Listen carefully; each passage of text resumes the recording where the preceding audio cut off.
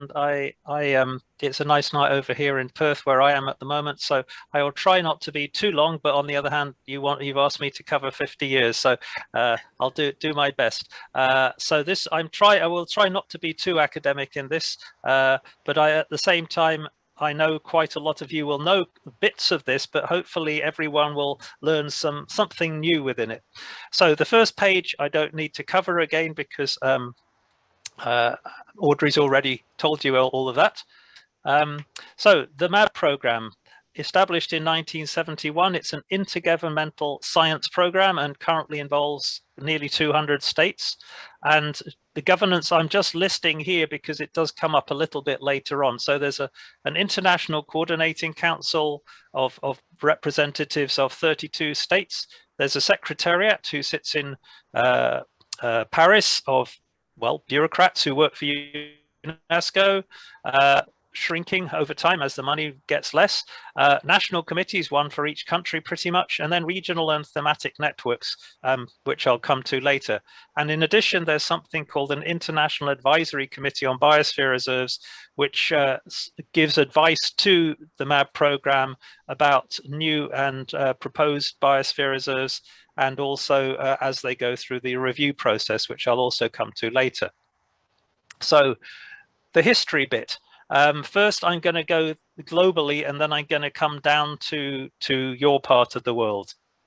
And so, as I said, this program's been around for 50 years. And at the beginning, it was very much as an intergovernmental science program. There was a lot of research going on in what was called project areas. The one I'm interested in particularly is mountains. So that was one of them. But then there was forests, urban areas, and so on. And so there was lots of research, there was lots of meetings and publications. One of those project areas covered conservation of natural resources and of the genetic material they contain, which sounds very scientific. But out of that came the idea of biosphere reserves. And basically, later on, as I'll come to, this became really the main focus of the program. But it started really with what we would now call biodiversity, and the genetic aspects of plants and animals and conservation. So what is a biosphere reserve? Well, very specifically, it is an area designated by UNESCO as a member of the World Network of Biosphere Reserves. That is the formal definition of it. And there's a number of ways in which it's quite different from other international designations, which all come in one way, are linked to UNESCO, the World Heritage Sites and Global Geoparks through UNESCO, and Ramsar sites through another convention. But a biosphere has to include a protected area according to IUCN, so a national park or a national nature reserve, but IUCN doesn't regard them as protected areas as such, because as you know, a whole area is not protected under some sort of legislation. Another difference between the international designations is the idea of networks. So what you have for World Heritage Sites is a list. What you have with global geoparks is members, but biosphere reserves really talk about networks, and I think that's really important. So we have this world network, we have regional networks such as one for Europe and North America, but also for the northern part of Europe, NordMab, and we have thematic ones, especially islands and coastal, and re-emerging at the moment mountains. So both of those two relate particularly to Wester Ross. And this concept of what a biosphere reserve has evolved over the past, well, nearly 50 years. So briefly, I will try and summarize what has happened with this concept over those years.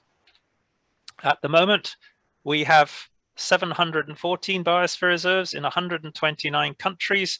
One of the dots should be up on Wester Ross, although it's not easy to see, but it is there really.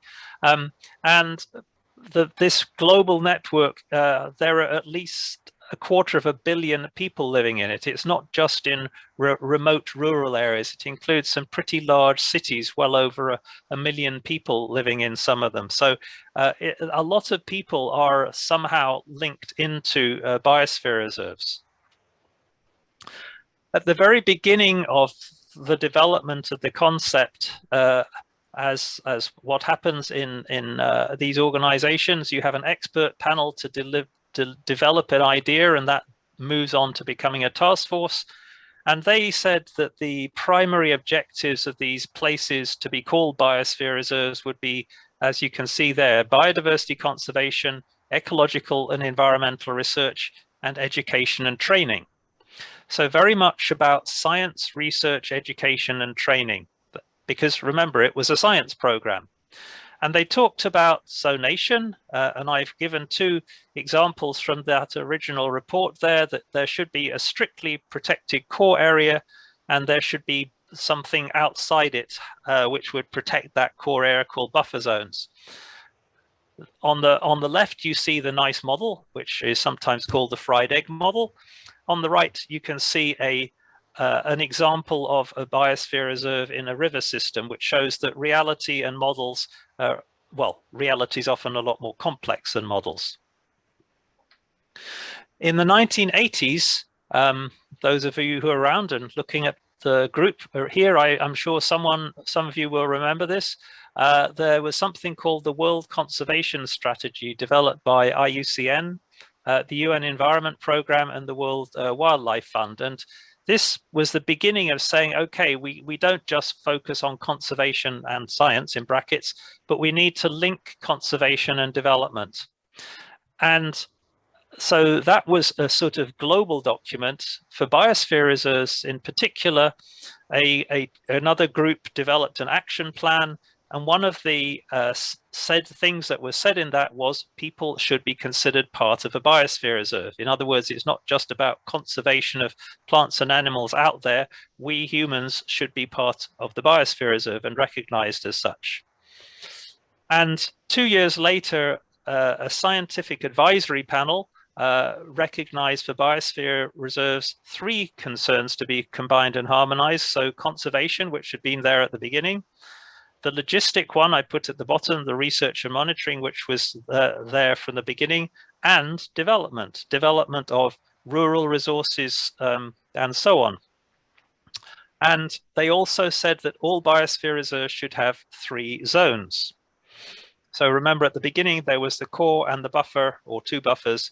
Now the idea was to have 3 zones. And the core area really didn't change. It was, again, a protected area, national nature reserve, national park, or whatever, under national legislation devoted to biodiversity conservation and legally protected. Out that would be a buffer zone where there should be only activities compatible with the conservation objectives of the core area and with clearly defined boundaries. And then the rest of it was called a transition area, where sustainable development would be promoted and developed, and where most of the people live. So again, we have a fried egg model, or fried egg in a saucepan, but you can see where the different types of people and settlements and activities are in the diagram to the left-hand side. So this zoning model has stuck around ever since the 1980s. Oops. Okay, in the 1990s, we had the model, and a large conference was held in Seville in Spain in 1995, and out of that came 2 major documents.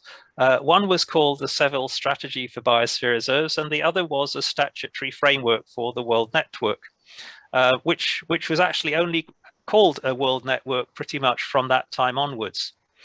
And I think what's important is a few points in this document, which, okay, is a rather dry, legalistic document, but I think it's important to underline some of the elements of it, because that's what underpins what a biosphere reserve should be globally. So the idea of a biosphere reserve was to be a site of excellence to explore and demonstrate approaches to conservation and development on a regional scale. And for me, the key words there are sites of excellence. You're saying that these are really special places.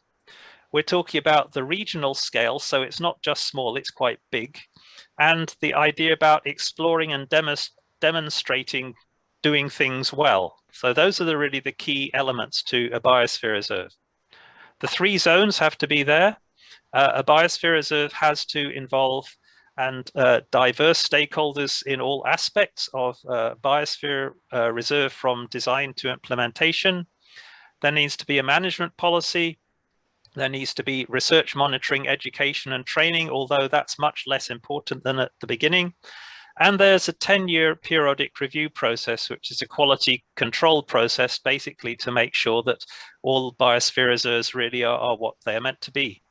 And so this is still, where are we, 26 years later, the statutory framework, and I believe that will continue as the key document for biosphere reserves, and it's stood the test of time. And then since 2000, we've had some other major documents where we're bringing in the concept in the Madrid Action Plan from 2008 of sustainable development, and then 2015-16, the current MAB strategy and Lima Action Plan, which run to 2025. And you can see there the vision, the mission of these documents. They both have the same mission. And I've put in bold some of the key points. So the idea that they should be models for sustainable development, that those models and what we've done in them, they should be communicated up to the global level. The next one's a bit long, but basically the focus is on sustainable development and planning and accountable and resilient institutions. And finally, linking all of this into the Sustainable Development Goals, the SDGs. So again, if we come back to the idea of sites of excellence, biosphere reserves should be sites of excellence for trying out all of these things and then communicating them both locally but also up to the global scale. And as an intergovernmental science program, this is something that should be supported by national governments. So basically, to summarize then how the concept has evolved, in the 1970s, the objectives were much more upon biodiversity conservation, research, education, training. 1980s and 90s, looking at the balance between those, and from the 2000s onwards, this emphasis on sustainable development. So I wouldn't really say now conservation and development. I would say that sustainable development includes conservation and economic and social development. In terms of the design, the shift from a core area with 1 or 2 buffer zones to the broader concept with the 3 zones, including the transition area. And in terms of governance, this idea, well, a real shift from at the very beginning, very top-down, led by government people and scientists. From the 1980s, stakeholders got involved, but usually after the place had been designated. And from the 1990s onwards, many stakeholders have been and should be involved from the design phase onwards. So that's the global picture, the history globally of biosphere reserves. Hopefully I've gone through that I've gone through it reasonably quickly, but I hope you got the picture. And now, one last thing, concept and reality. That was all the concepts, but there was a reality that this focus about the science was kind of forgotten at the beginning. So really, in the by the 1980s, when quite a lot of biosphere reserves had been designated, still they were national parks and nature reserves with another global label.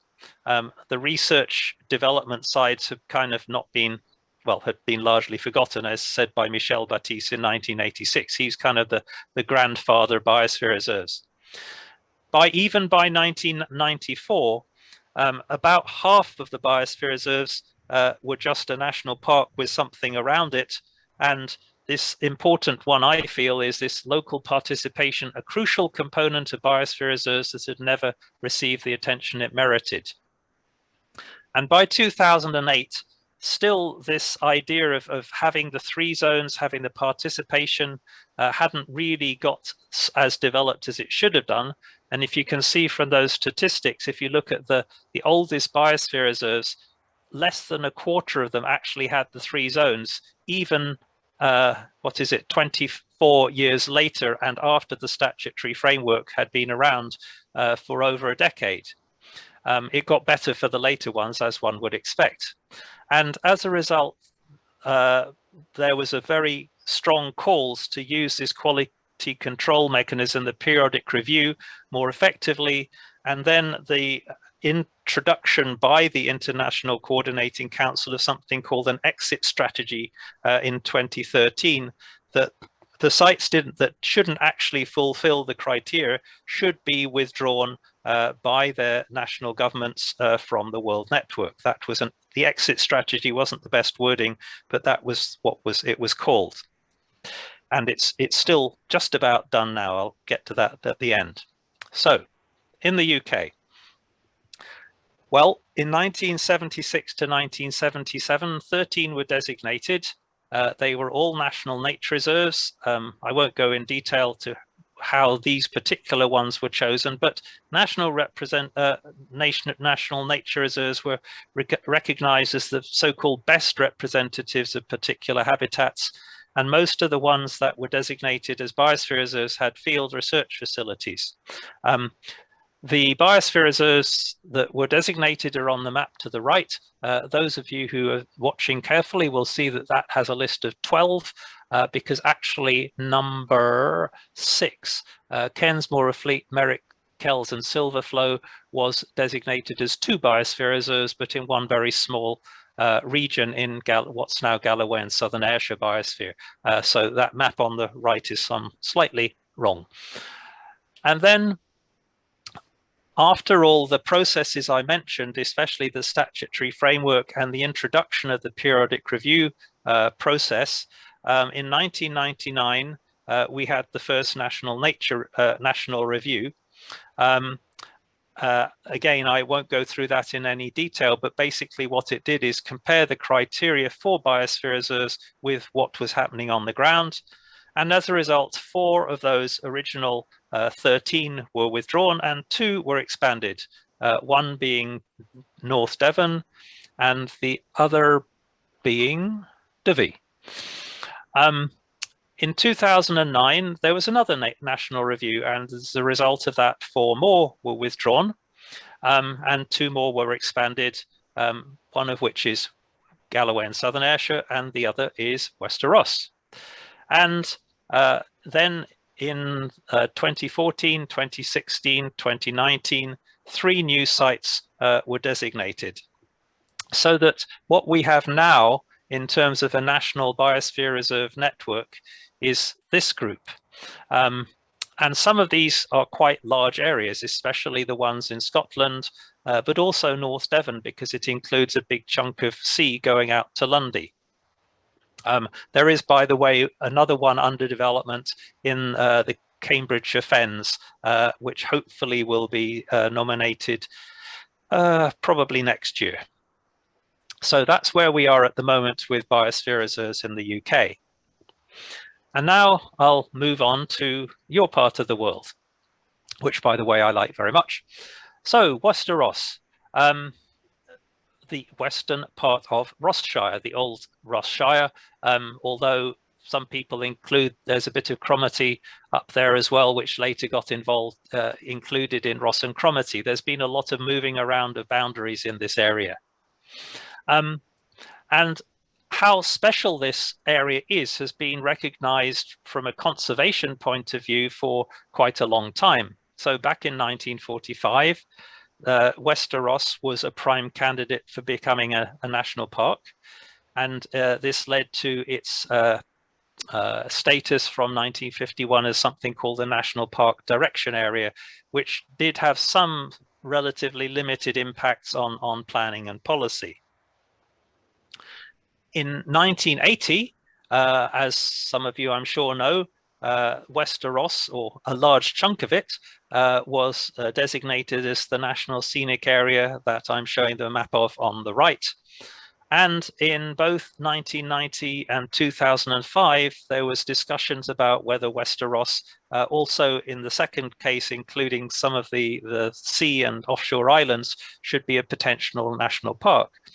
So there's been a lot of national and at the beginning, UK national recognition that Wester Ross really was nationally a special area. But of course, as you know, beyond the national scenic area, none of these things ever happened.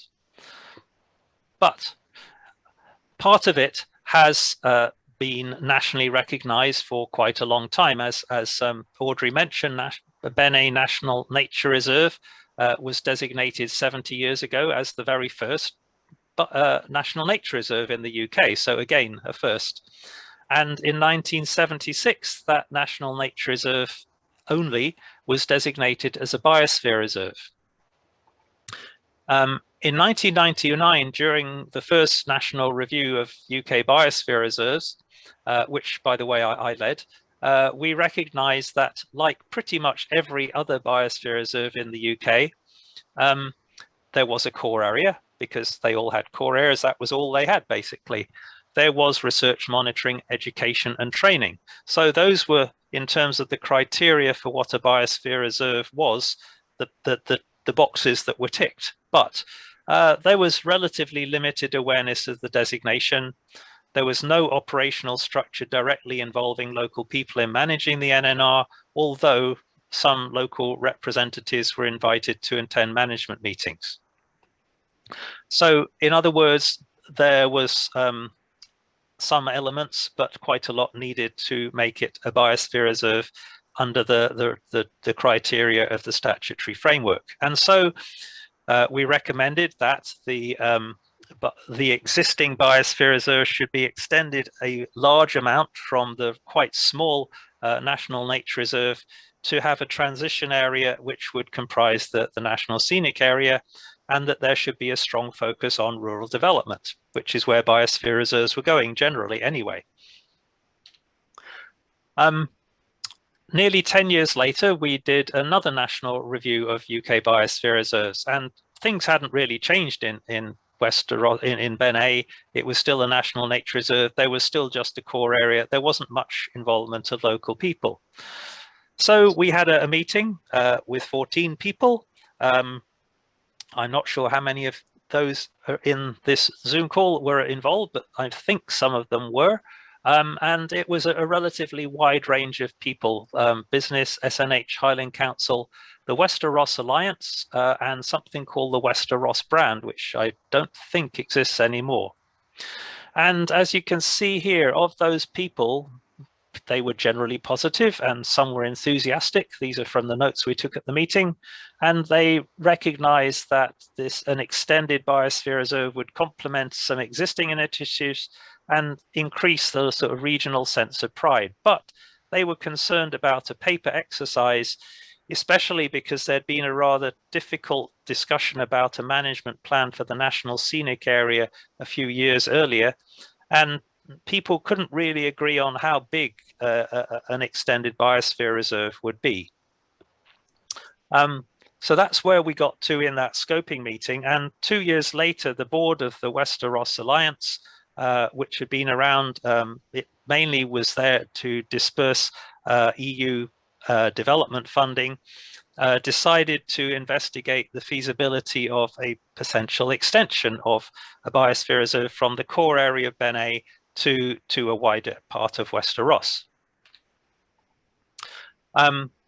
They supported a feasibility study with some support from the UNESCO Scotland Committee, I think was the other main supporter.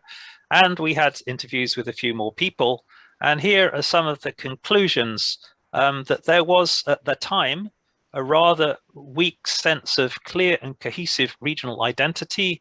Most people identified more closely with their own settlements or straths than with Wester Ross as a region.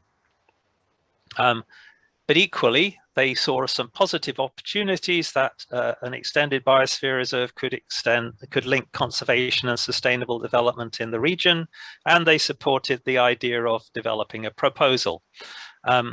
Different possibilities for the spatial extent were posed, and importantly, there was strong antipathy to the word reserve. Because remember, up to this point, I've been talking about biosphere reserves, which is what they are called globally. it's completely accepted by UNESCO that the word reserve is not always understood or well regarded in different parts of the world. And so they have absolutely no objection to people in different parts of the world not using the word reserve, or even, for instance, in Japan, they call biosphere reserves eco-parks. This is why where you are now is by Wester Ross Biosphere, and all biosphere reserves in the UK do not use the word reserve. That's a long discussion I could get to, but I thought I'd explain it at this point. So the conclusions of the feasibility study were that it would be appropriate to move forward to an application for a wider biosphere reserve to UNESCO, and this would require increased regional scale collaboration with funding from public agencies and bottom-up support from all the different community stakeholders, of which there are quite a lot in Wester Ross. And so that was all good. There was a conclusion there should be a feasibility study. A steering group was put together in 2012, and as you can see, it had members from from different levels of government, but also landowners and crofters, but there was no money. Maybe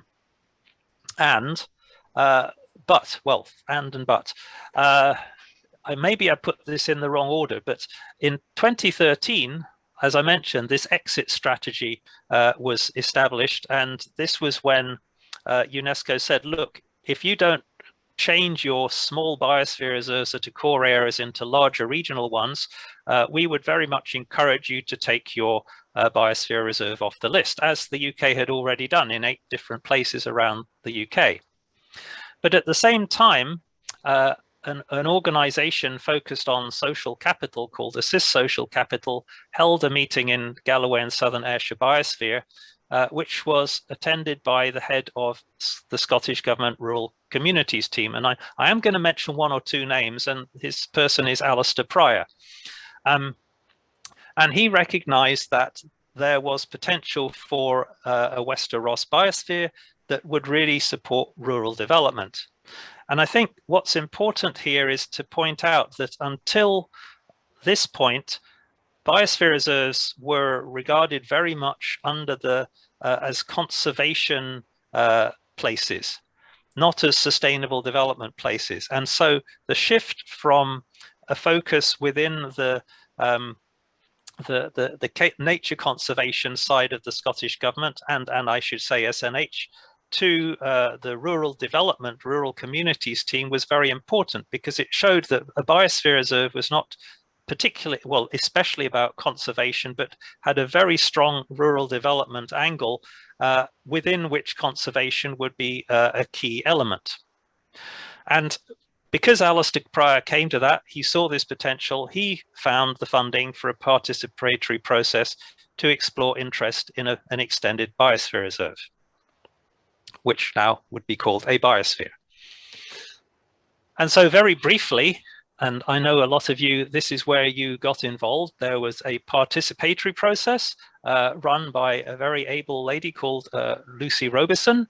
And at the beginning of that, there was a meeting in March, which was attended by 49 people. As you may have seen, the number of people coming to meetings has gone up, although still not large numbers. And key things that they said was a biosphere should be something that people understand. And there was an almost unanimous vote to proceed with the proposal. 1 person voted against. And that then led to a development process led by Lucy, who met with 65 organizations and a total of 556 individuals over a year and a bit. And what she found is that most of those people either said, well, yeah, okay, they were equivocal, or they were positively supportive. And there were various discussions about how wide an area this biosphere should be. Again, I'm not going to go into the detail. I'd like to recognize Ian Turnbull as helping a lot with this, with the maps. But basically, during 2015, early 2015, we had a workshop where we looked at the various options different communities have been talked to as to whether they were interested in being in or out. And this is the map that we ended up with the red being the core areas, the brownish being the buffer zones, and the green being the transition area. And going quite a lot out of traditional, what one might call Wester Ross, over towards Garve, because people in Garve said, we want to be part of this. That proposal was put together very rapidly by Natasha Hutchison.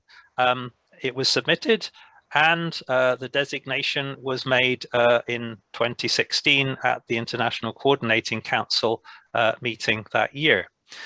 It's over 100 times bigger than the original Benet Biosphere Reserve. So that's quite a change from that small national nature reserve, that red blob in the middle, to the much bigger area.